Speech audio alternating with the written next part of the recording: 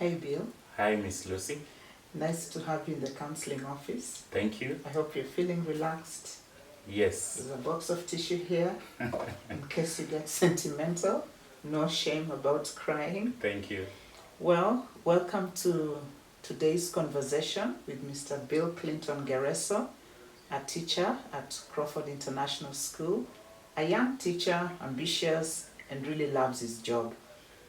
Today we want to talk about the World Mental Health Awareness Week, and having a conversation with the teacher will just give us a little bit of insight from a teacher's perspective about mental health.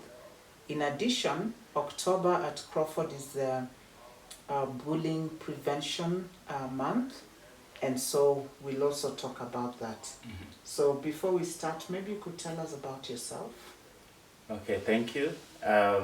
As you've heard, my name is BillClinton Ngereso, a teacher of geography and global perspectives at Crawford International School, and also passionate about mental health.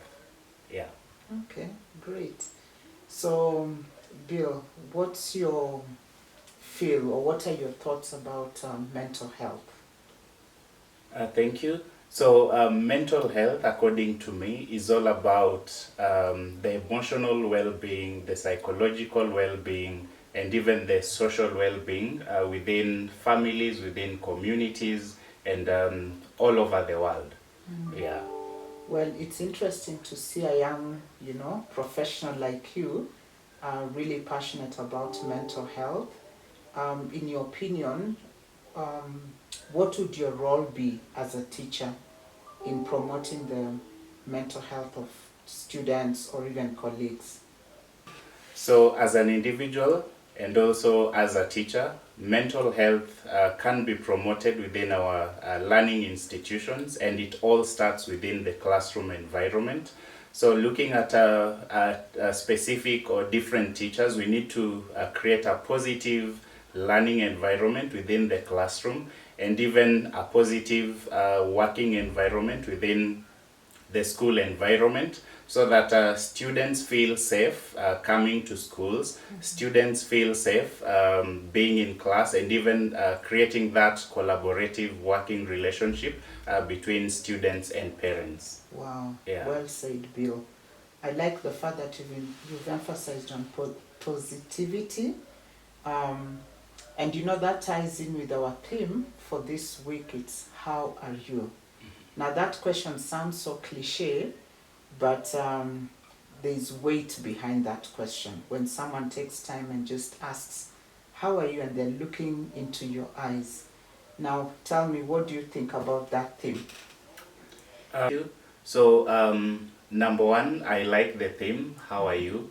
And looking at that theme, it's all about finding out how a student is faring on in the school environment, the home environment, and even we as colleagues, just asking you, how are you? It's all about being able to know how you've been, maybe over the weekend, how your week is going on, and even how you're coping up with work-related issues. So generally looking at that theme, it's all about being kind to others and finding out ways in which you can support them based on different ideas or different situations someone might be going through, whether in the classroom environment, in the working environment, or even in a family setup.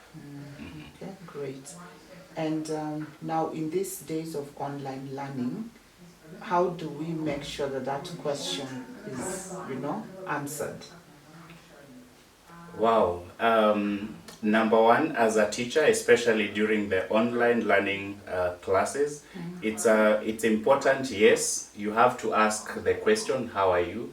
And the main reason for that is just to find out how the learners you're interacting with are faring on at home.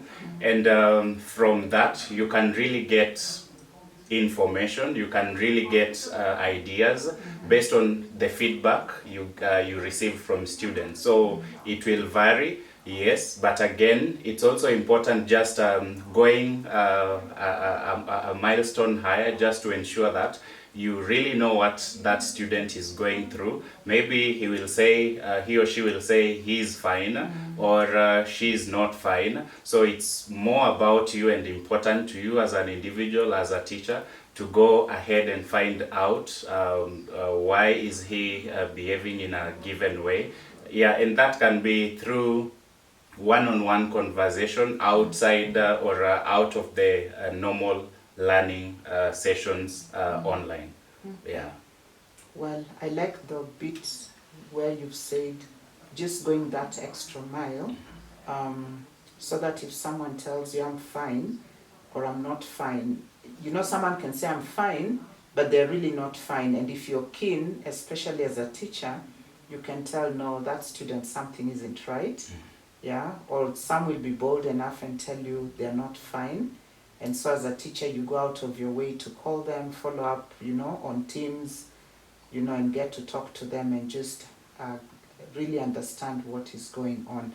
So what I hear you say is that teachers really have a great responsibility in ensuring that the students that are in their hands are actually well. Yeah, that's a great, a tall order, I must say. Thank you. A tall order, but I know you're all doing a great job. In your opinion, what is the role of counseling in a school? Again, putting you on the spot. No problem. So counseling, and generally the counseling department, it's a support system within the school.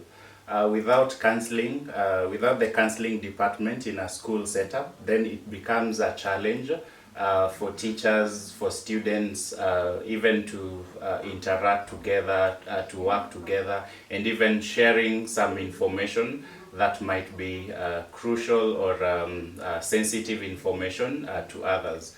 So as a counseling department, it's all about support.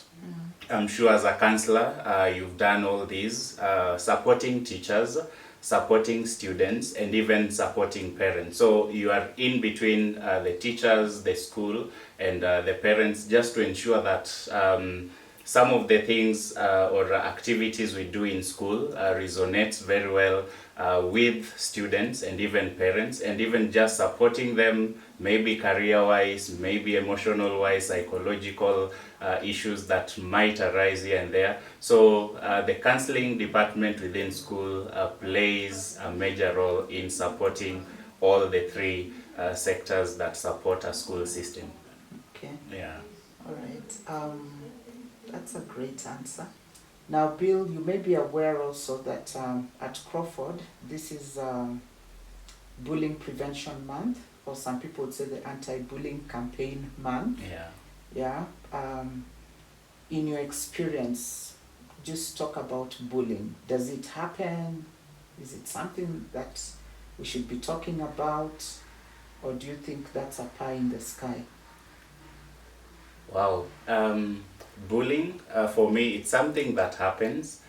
We can't say it doesn't happen. It happens everywhere. Whether we are colleagues, there's that sort of bullying, but it depends with the percentage of bullying we are talking about. Among students, it also happens, but now again, it depends with the level of bullying that takes place at that point. And I think looking at bullying that happens within different organizations, different institutions, and specifically among the students, it's very important for us to find ways in which we can support our students to know how well they can live with each other, how well they can incorporate each other in their learning activities, in their gaming activities, and all that. So yes, bullying happens everywhere, but now it depends with the percentage of bullying that happens at that particular point. And yes, it can go to that extreme end, and that's really something we need to talk about every time. We should not hide things to do with bullying, so that we have that support system both in school, at home, and even within our families. Okay. Yeah.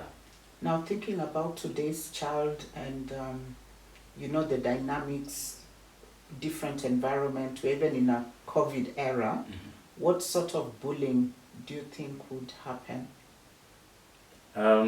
In schools and even during the COVID era, we have different forms of bullying. And of course, we have the physical bullying, we have the online bullying, and even things to do with verbal bullying. And yes, it cuts across. And during the COVID era, of course, mostly you'll find most people are online. Students are also taking online classes.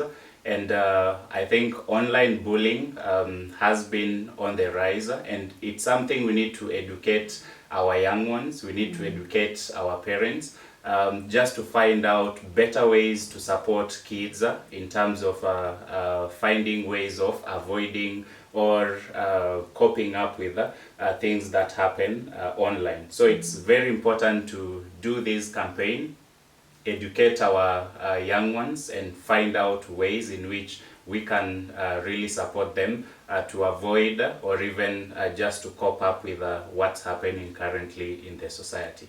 Yeah. Okay. All right, Bill, thanks so much for sharing about online bullying. And that's something that should concern us as individuals working in a school setting. Now, what advice would you give the students? You know, because they're the ones online, we give them assignments, they keep on working online, parents can't always be there with them. So how do we help them cope with online bullying or deal with that issue? It's very important, as I said earlier before, let's educate our young ones, our students, our kids on the kind of bullying that happens in the society today. And of course, the online bullying during this COVID time, it's important for us to share with them and just support them, looking at ways in which we can advise them, and even ensuring that they come out, share what they are going through online. It can be sharing with a teacher, sharing with a caregiver, sharing with a parent or any person they are very close to, so that all these people that support our young ones or our students are able to know what exactly is happening. So to students, it's really important to come out, share what you are going through, and through that we are able to support you as parents, as teachers, as counselors, to cope up and find out better ways in which we can continue working together. Okay. So, yeah, so our kids need to speak up. Yeah. That's what you're saying. They don't need to be afraid of the bully. I know most students fear speaking up because they feel maybe the bully will now come after them more aggressively. But speaking up is the beginning of a sense of power, gaining power over what is happening to them. And usually, we focus on the victims, but then there's the other party, which is the bully, who also needs help. Maybe they don't understand what bullying is doing to the other person. And so they need a gentle voice just to walk them through and begin to understand that when you do this kind of thing, you're hurting other people. And it's surprising that most bullies actually struggling with certain personal issues. Yeah, so it's important to show them compassion as well. I know when you're being bullied, you feel, no, this person needs to be bullied also, but that's not the way to go about it. Yeah. So Bill, you're a teacher. Why don't you just say something to the teachers, to your colleagues, about the World Mental Health Awareness Week, the activities we have? Would you like them to participate? Or do you guys just want to sit and teach and shut your laptops and rest? And then also about bullying, just something to your colleagues. Okay, thank you. So as teachers, it's important not to stay away from such conversations. Actually, we are the center of all these conversations. If a student is bullied, then it means even you having him in class might be a challenge. You as a teacher just ensuring that he or she understands what you deliver in class might be a challenge. So as teachers, it's very important for us to dive in this issue of bullying and even mental health, because that is now the center of what we teach in class. So looking at all that, if a student has a positive mindset, that is as a result of the support system he or she is receiving from teachers, from parents, and even from the school counseling department, including fellow colleagues within the student fraternity. So as teachers, I urge all of us to come together, work together and support our students, our school, in terms of looking at how best we can handle the issue of bullying, we can handle the issue of mental health, and that will really be helpful for we as teachers, just to ensure that whatever we are delivering in class is captured in a better way. Wow. Yeah. Thank you. I like what you said, that teachers are at the center of, of the system. Yeah. Yeah, and so they play a critical role. Thank you so much, Bill Clinton, for agreeing to have this conversation. And yeah, I hope that we'll continue having conversations even with more teachers. And just to let you know that this week and the whole of October, the peer mentors, the CIS peer mentors are really, they're raring to go. Certain activities, they're putting stuff in place, just getting their videos ready, and their message is just, how are you? We're here to listen,